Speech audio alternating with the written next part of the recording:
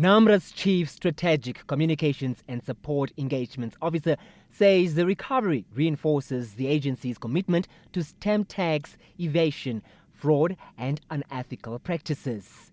Yaruke Kuro Ndorokade says 60 reports addressing key concerns of fraud, corruption, alleged money laundering, drug smuggling and unethical behavior were made through the agency's hotline in May 2024.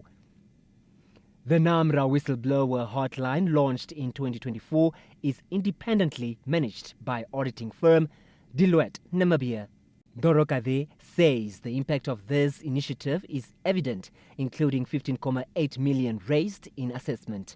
This means that those reported through the hotline were either under-reporting or were not filing taxes as determined through an assessment conducted by NamRA. It would be a number of factors. Some of them could be through the hotline. We would then get tips around certain taxpayers, whether they are companies or individuals. And when we follow up, we would then realize that maybe there has been outstanding returns, and on the submission of those returns, we are then able to raise an assessment to say, because of this is how you have traded, so much is then due in terms of tax liabilities.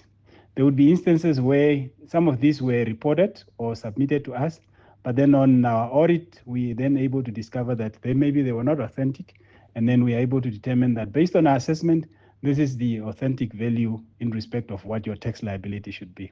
And that's what we're indicating, that following from the tips that we have received, we were then able to raise assessments, which is to the value of 15.8 million. That means that's a tax liability that is owing to the taxpayers. And the further point that we're then making is to say, of that, 3.4 has since been recovered, has since been paid. Dorokade further emphasized that these milestones underscore the effectiveness of the hotline in serving as a platform to promote compliance and responsible tax administration. He assured the public that all reports are treated with highest level of confidentiality and they can report anonymously without fear of retaliation.